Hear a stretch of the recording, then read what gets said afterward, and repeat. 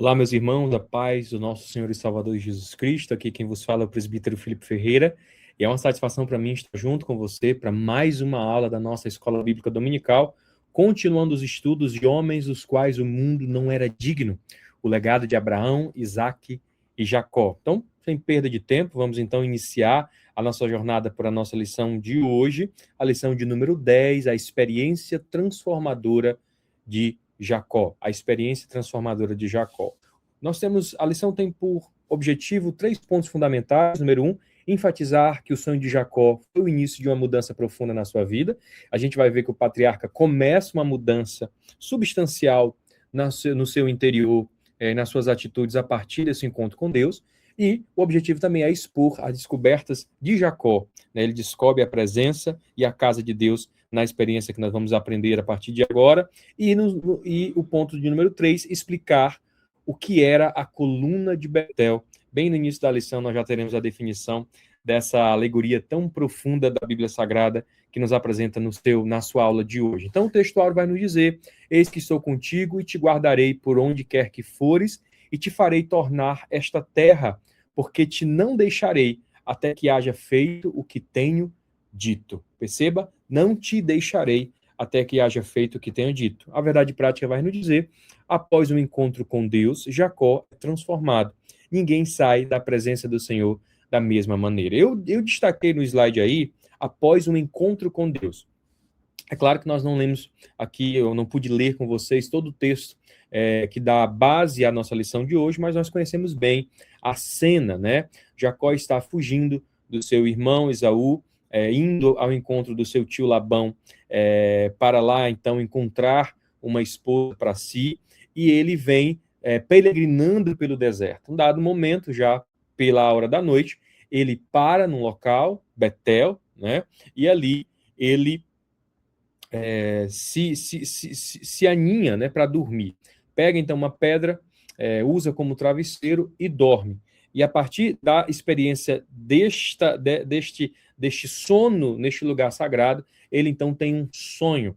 E esse sonho transforma a vida de Jacó a partir de um encontro com Deus. Então, eu coloco aí, após o encontro com Deus, que se deu por meio de um sonho.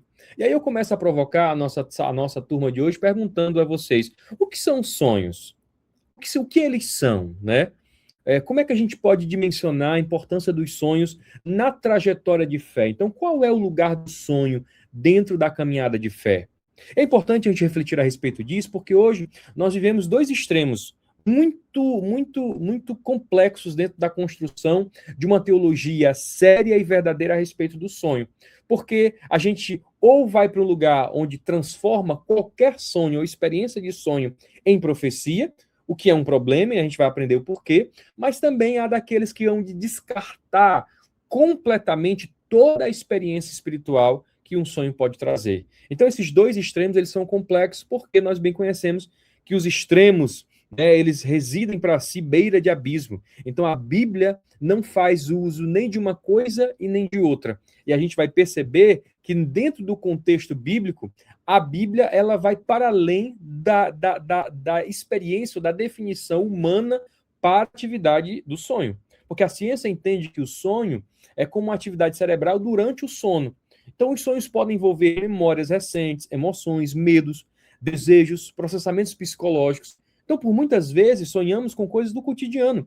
E isso não contradiz a Bíblia Sagrada, porque Deus criou a nossa mente e pode muito bem usar dos seus processos normais para falar conosco. Então, o que é que acontece, gente? A Bíblia, ou na Bíblia, o sonho não é visto apenas como uma atividade biológica, um reflexo do subconsciente, mas sim de um espaço de fronteira entre o humano e o divino. Atenção a essa definição, um espaço de fronteira entre o humano e o divino. Então, dentro da caminhada da fé, o lugar do sonho é de um canal de revelação, um canal de direção, um canal de alinhamento com o propósito de Deus. Então, a gente tem que entender que quando a gente olha para a teologia, vamos colocar assim, do sonho, nós podemos categorizar 3 tipos de sonho. Os sonhos naturais, os sonhos revelacionais, e os sonhos perturbadores. Então, quero definir cada um deles, começando pelos sonhos naturais, que são os sonhos resultados das preocupações e das atividades do dia a dia. né? A própria Bíblia vai dizer, Salomão vai dizer em Eclesiastes 5:3,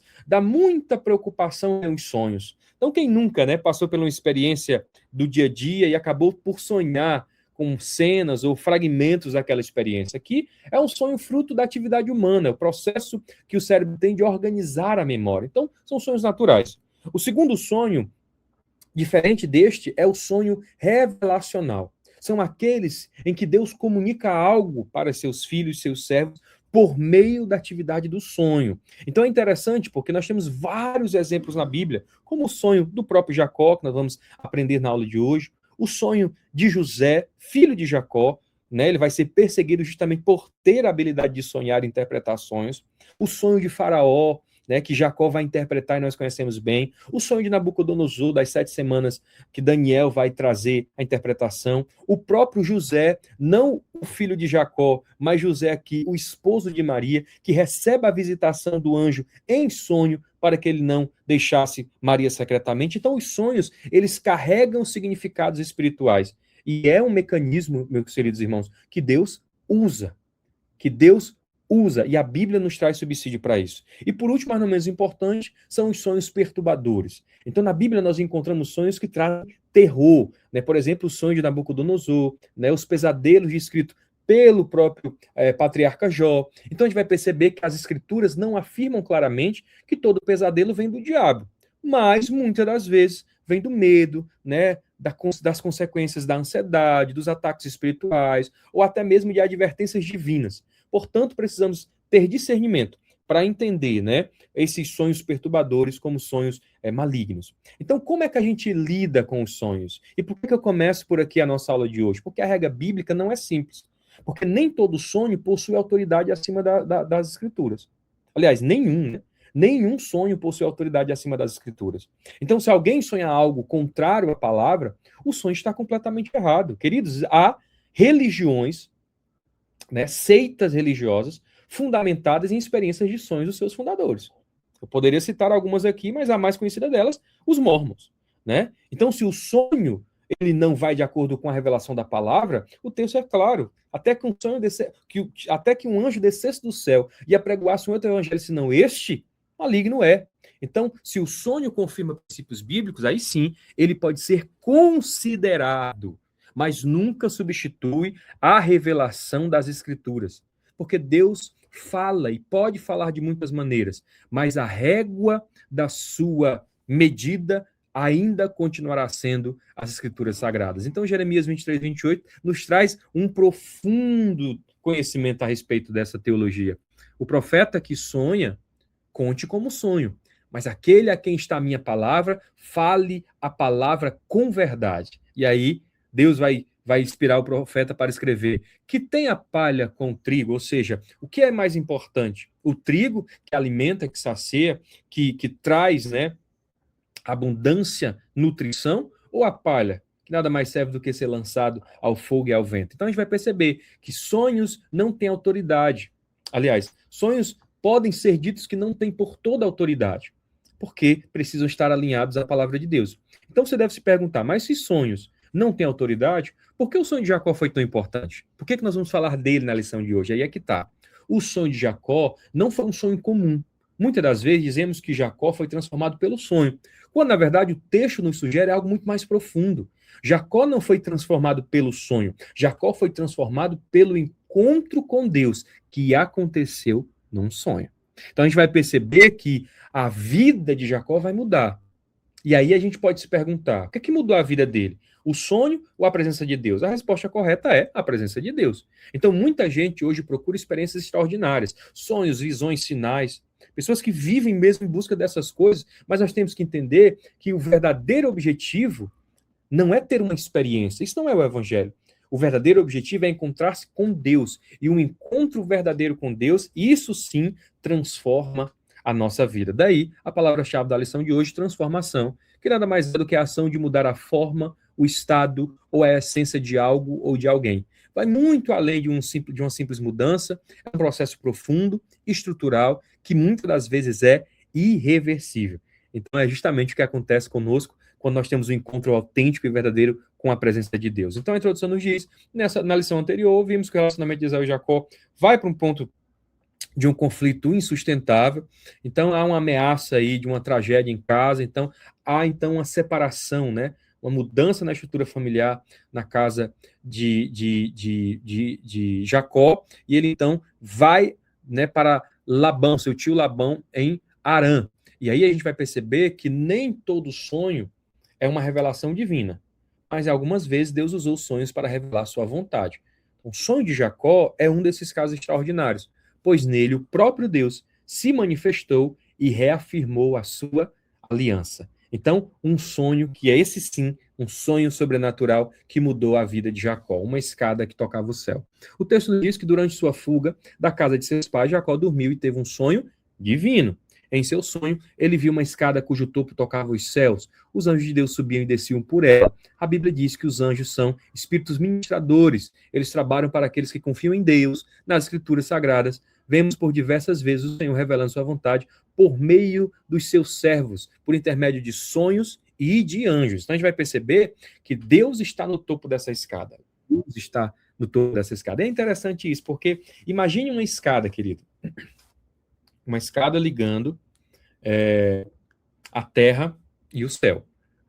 E a escada, ela nos mostra que Deus não abandonou a terra, porque há uma ligação direta entre o céu e a terra por meio de uma escada. Então, existe uma comunicação. Uma escada é um espaço de... Uma escada não necessariamente só se sobe ou só se desce, mas há um movimento de subir e descer. O próprio Jacó vai relatar. Né? Os anjos de Deus subiam e desciam. Então, Deus continua governando a história. Isso é sinal de que Jacó está fugindo. Ele acha que perdeu o controle, ele acha que tudo está perdido, mas Deus está dizendo, você não controla nada disso. Eu controlo, porque eu estou nessa governança celestial entre o céu e a terra. Então é interessante isso, porque a gente precisa entender que essa revelação traz um profundo entendimento para Jacó, porque é a forma com que Deus tem de nos dizer que ele vê o quadro inteiro. Como assim, irmão Felipe? Vou explicar para vocês. Há uma diferença profunda no que Jacó está preocupado e no que Deus está falando nessa cena. É importante dizer isso. Talvez Jacó estivesse pensando no amanhã, no seu irmão Esaú, em como é que ele se iria sustentar nessa jornada até a terra dos seus familiares, ao encontro do seu tio Labão. Onde é que ele ia se abrigar durante essa jornada? O que seria dele a partir de então? E Deus, por outro lado, está falando sobre outra coisa. Deus está falando sobre gerações que virão depois dele. Deus está falando de nações que ele vai conceber, como prometeu a Abraão. Deus vai revelar que dessa raiz ele trará o Messias e oferecerá redenção a todos, não só ao povo de Abraão, de Isaac e de Jacó, mas a todas as famílias da terra. Então há um contraste aqui. Nós pensamos em dias, Deus pensa em séculos. Nós pensamos em problemas, Deus pensa em propósitos. Então, enquanto nós estamos indo, Deus já foi, Deus já voltou, porque Deus vê o quadro inteiro. Então, o que essa escada representa? É que é interessante dizer, porque ela não está falando só de uma necessidade pontual de Jacó, mas ela está falando para todos nós do Deus que enxerga a história por inteiro. Então, Jesus vai responder a respeito dessa escada. Em João 1,51, a gente vai ver o Cristo dizer que os anjos sobem e descem sobre o Filho do Homem. Ou seja, a escada era uma figura de Cristo. Cristo é essa ponte entre o céu e a terra, entre Deus e os homens, entre a eternidade e o tempo. Então, Betel já apontava para Jesus, a escada, o caminho, a porta. É interessante perceber que quando Jesus conversa com Natanael, ainda em João no capítulo 1, no verso 51, ele faz uma referência direta ao sonho de Jacó, porque ele vai usar a expressão, vereis os céus abertos e os anjos de Deus subindo e descendo sobre o Filho do Homem. Então isso traz para nós que Jesus está dizendo claramente, em outras palavras, que a verdadeira escada sou eu. A escada que une o céu e a terra é o meu sacrifício. Então a escada simboliza a ligação entre o céu e a terra, e Cristo é essa ligação definitiva entre Deus e os homens. Que coisa maravilhosa entender, meus irmãos, que Betel ensina que a salvação não começa com uma subida humana ao céu, mas com uma iniciativa divina de aproximar-se da terra, O que Jacó contemplou em figura, a igreja contempla em Cristo. Cristo é a escada para o céu. Então Deus apresentou-se a Jacó no sonho, e é interessante porque ele não apenas viu os anjos de Deus, mas ele ouviu, né, o próprio Deus no topo dessa escada. E aí Deus vai dizer para ele aquilo que já havia dito a Abraão, disse a Isaac, e agora tornaria a dizer a Jacó. E aí eu pergunto a você, meus irmãos, Deus se repete?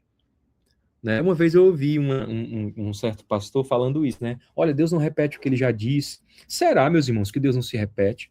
Eu digo para você que sim, meus irmãos. Deus se repete. E Deus vai repetir aqui mais uma vez a promessa que fez a Abraão, a Isaac, e agora reafirma para Jacó. E isso é precioso, querido. Deus se repete e repete a promessa para esses 3 patriarcas porque ele não esqueceu. Porque cada geração precisava ouvir a promessa por si mesma. Porque a fé, queridos, a fé não é herdada automaticamente. A promessa é a mesma, mas os ouvintes mudam. É por isso que nós continuemos a pregar, a falar a respeito do evangelho. Porque enquanto nós dissemos, uma geração anunciará a outra a respeito das promessas do Senhor. Então, a promessa, ela é maior do que o indivíduo. Isso é uma coisa fabulosa. Porque Abraão não viu a promessa por inteiro. Isaac não viu a promessa por inteiro. Jacó não veria a promessa por inteiro. Mas mesmo assim, continuaram caminhando. Porque Deus trabalha em gerações. E isso, queridos, isso confronta a cultura imediatista nossa. Porque muitas das vezes nós queremos as promessas começam e terminem em nós. Quando, na verdade, frequentemente, Deus pode iniciar algo em nós e concluir em nossos filhos, em nossos netos. Então, a gente precisa entender que Abraão a recebeu o quê? A promessa. Isaac a herdou. Herdou quem? A promessa. Jacó teve a confirmação de quê? Da promessa. Mas nenhum deles viu o seu cumprimento completo. Porque o imediatista, ele pergunta aos céus, quando Deus fará por mim? E a fé deve perguntar, como Deus cumprirá seus propósitos através de nós? Oh, querido, isso muda completamente o sentido dessa nossa pressa de nos afirmar, de nos realizar, quando na verdade nós somos um capítulo da grande história da promessa de Deus para a humanidade. Então Abraão plantou, Isaac regou, Jacó preservou, José protegeu, Moisés conduziu, Davi consolidou, os profetas anunciaram, mas Cristo cumpriu. Então cada geração recebeu uma parte da promessa, mas nenhuma recebeu a totalidade dela. Por que seria diferente com você?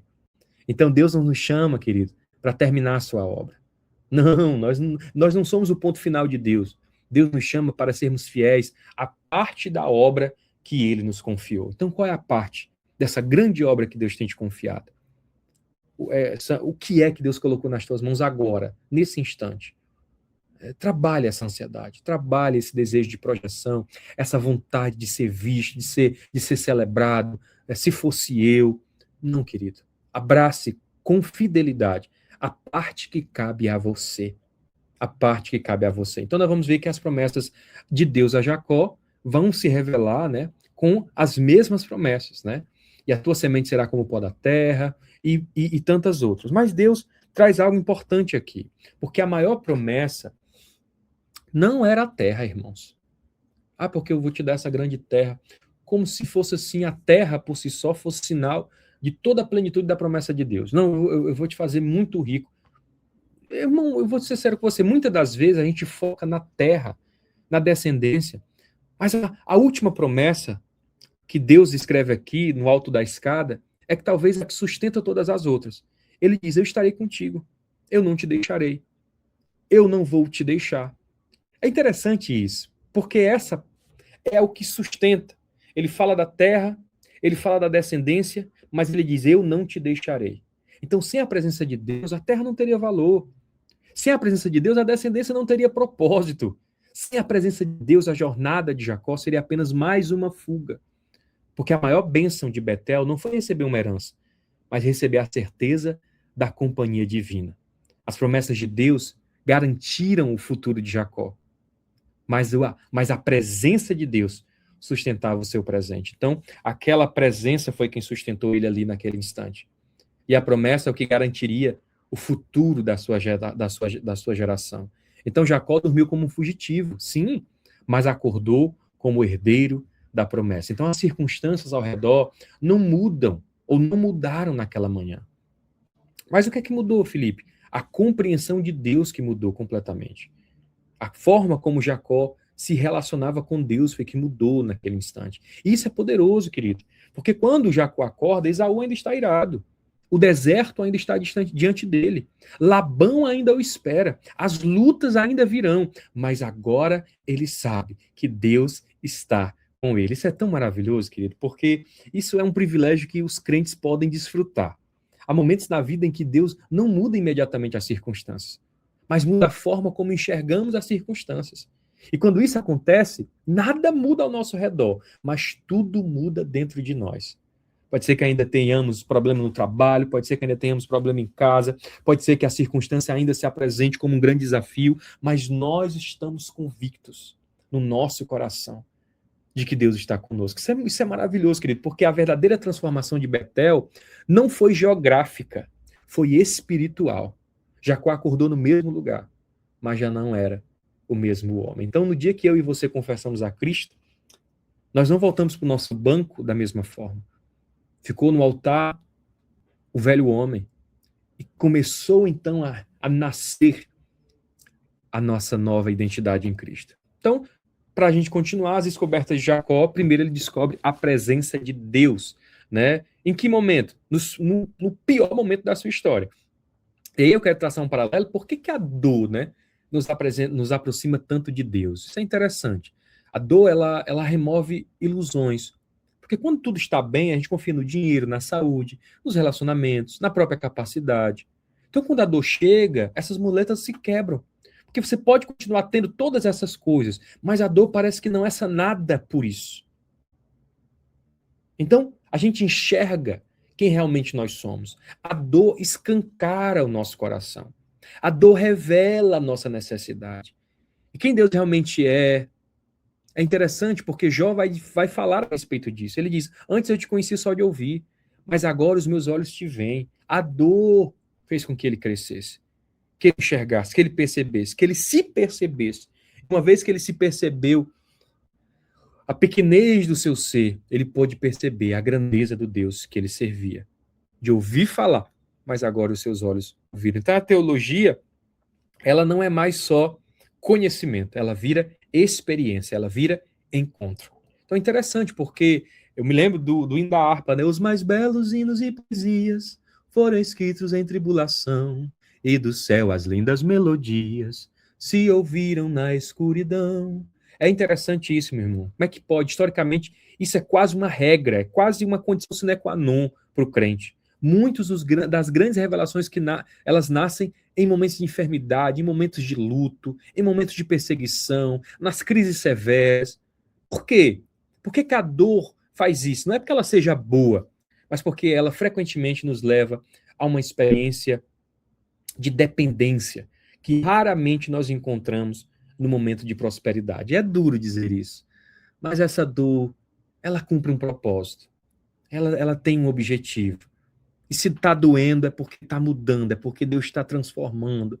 Eu gravo essa aula dizendo isso para você no fundo do meu coração.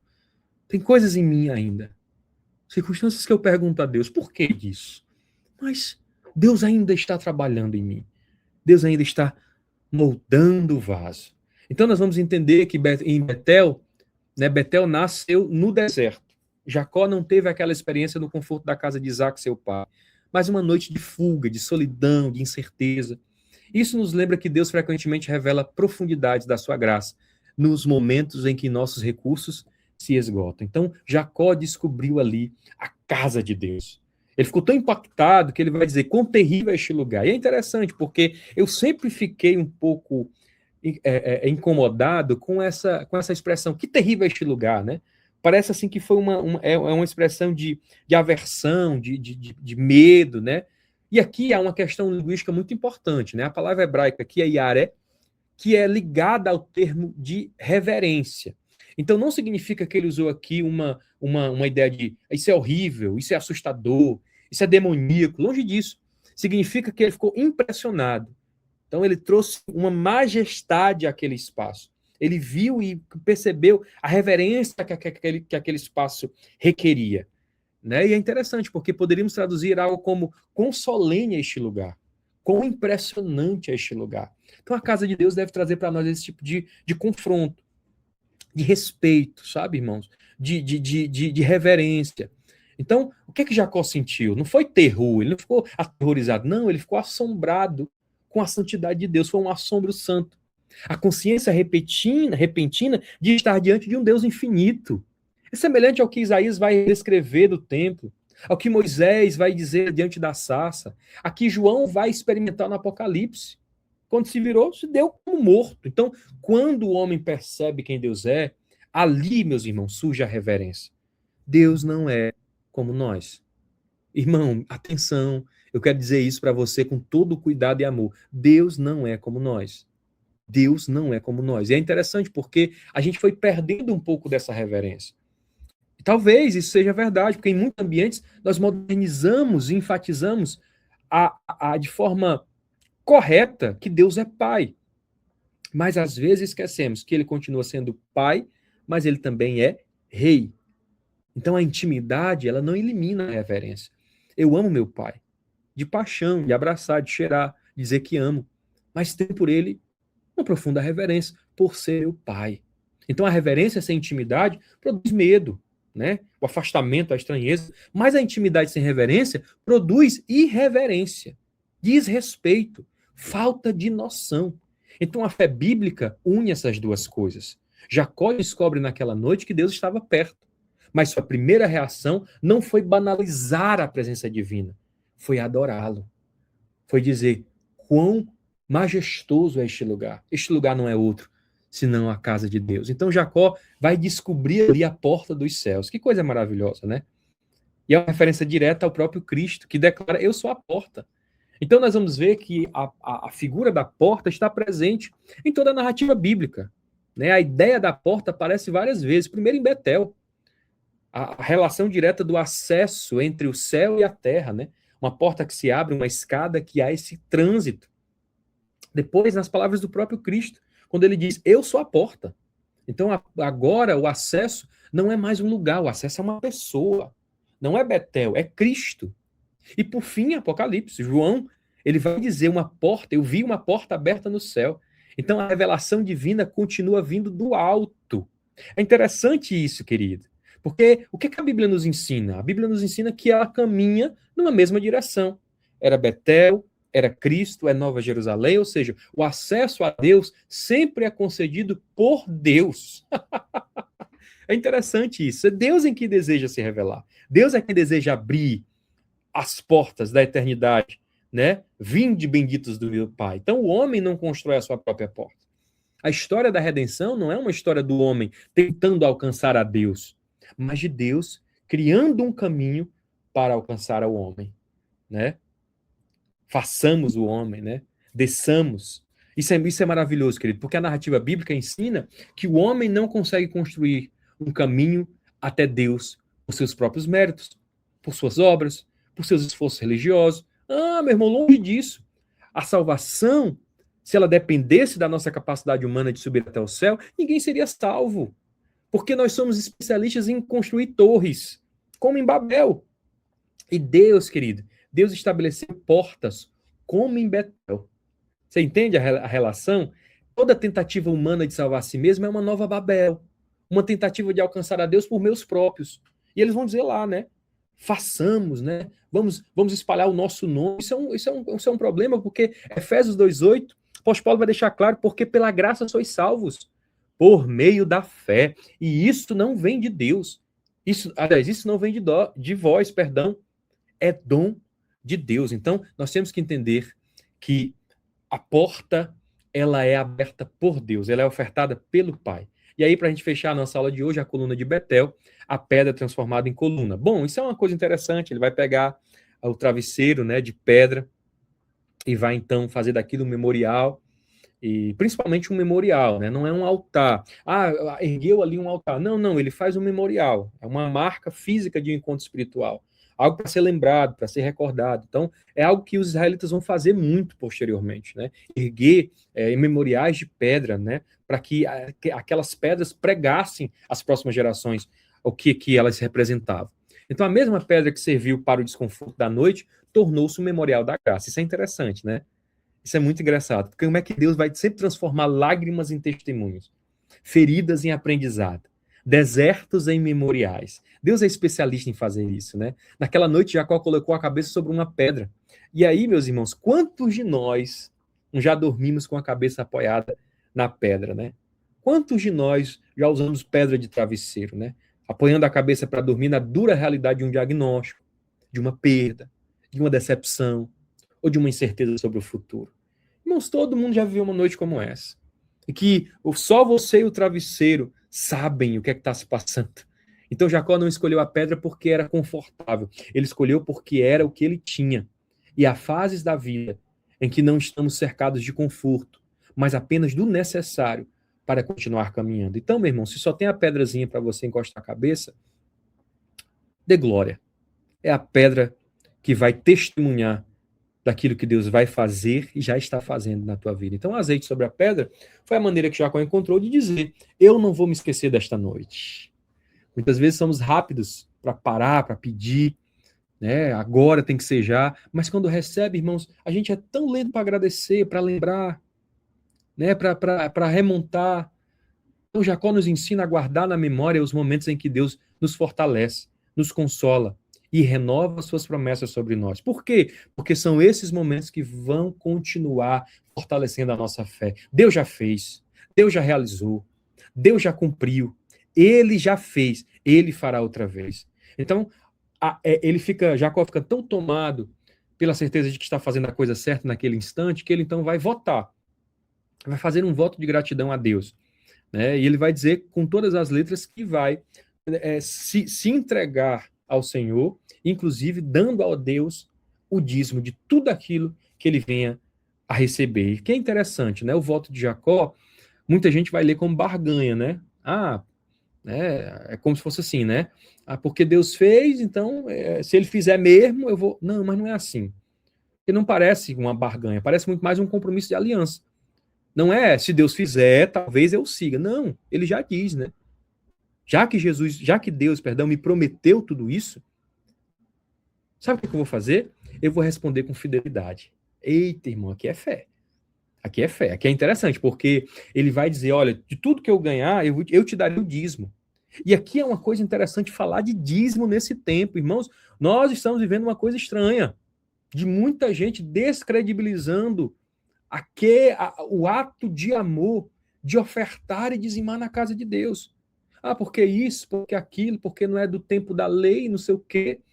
E a gente tem que ver, querido, que Jacó não está sendo pressionado por ninguém, não há uma campanha aqui, não tem alguém cobrando, não tem uma palavra de oferta. O dízimo nasce como resposta de gratidão. Ele por si só, antes da lei, antes de Moisés, antes do sistema levítico, é um gesto espontâneo, querido, de reconhecimento. Eu gosto muito de falar sobre isso, porque eu sou prova viva da fidelidade de Deus quando a gente é fiel. Não estou dizendo para você, querido, que dizimar é uma carta de um trunfo, né? Deus, não faça isso porque eu dizimo. Não. Dizimar é uma oferta de gratidão, é um reconhecimento, é uma certeza de que eu só sou o que sou e tenho o que tenho porque Deus assim fez. Então, o voto de Jacó não é uma tentativa de comprar a bênção de Deus, mas o compromisso de viver uma fidelidade ao Deus que já o havia abençoado. Senhor, tu já fez. E é por isso que eu quero firmar esse compromisso contigo com um voto. E aí a gente vai ver que ele então começa esse concerto entre Deus e Jacó. Né? A bênção do concerto era transmitida ao primogênito, mas a família de Isaac seria diferente, pois Deus revelou que o filho mais velho serviria o mais novo. E aqui é uma interessante porque o próprio Deus é quem vai, enfim, cravar que está sobre Jacó a promessa da primogenitura, perdão se eu digo errado, eu sempre falo errado essa palavra, em detrimento de Esaú. E é interessante isso, porque a primogenitura é uma escolha divina. Então não é uma questão lógica de nascimento, quem nasce primeiro, quem nasce segundo. Não. É uma questão de escolha divina. E aqui é uma questão que eu não vou me mergulhar nisso agora, porque tem muito pano para as mangas, né? Mas é uma questão profunda, porque nós podemos dizer, então quer dizer que foi determinismo? Não exatamente. A Bíblia mantém essas duas verdades andando juntas. Deus escolhe. Deus o quê? Deus escolhe.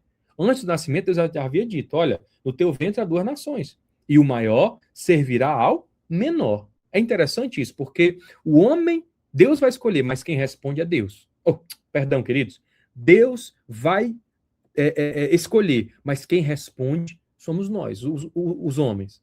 Entenda, Esaú vai desprezar o direito de ser o primogênito. Ele faz suas escolhas. Ele é quem faz suas escolhas. Deus havia determinado? Sim, mas o homem responde. É interessante isso, porque Deus é soberano. O homem, por sua vez, é responsável por suas ações, por suas escolhas. Então a Bíblia nunca elimina um para explicar o outro. Deus cumpre seus propósitos soberanos sem anular a responsabilidade moral do ser humano. Então por que que Deus quebra a lógica da primogenitura, né? Isso acontece várias vezes na Bíblia Sagrada. Não é a primeira nem será a última. Acontecem com Abel em vez de Caim, com Isaac em vez de Ismael, com Jacó em vez de Esaú, com José acima dos seus irmãos, Efraim acima de Manassés, Davi acima dos seus irmãos. Então o padrão é claro aqui. Deus não está preso a critérios humanos. Quando Deus faz isso, é para deixar claro para nós. Ele é quem escolhe. Então o reino de Deus não funciona por ordem de nascimento, posição social, força. Não, irmãos, funciona pela graça. Irmãos, é tão difícil entender isso nesse tempo. Por que Deus faz na vida de fulano? Por que Deus faz na vida de Beltrano? Por que... Irmão, Deus é quem sabe. Mas nós temos que entender. Essa lógica, ela é uma lógica que só responde à vontade de Deus. Então, a gente chega ao final dessa lição entendendo que a história de Jacó muda completamente depois que ele teve um encontro com Deus, quando caminhava em direção à casa do seu tio Labão. E aí eu posso sintetizar tudo aquilo que a gente viu aqui, entendendo que Jacó saiu de casa como fugitivo, dormiu sobre a pedra, acordou com a promessa, o lugar não mudou, a pedra não mudou, a estrada não mudou, mas Jacó mudou. E essa é a grande lição de Betel.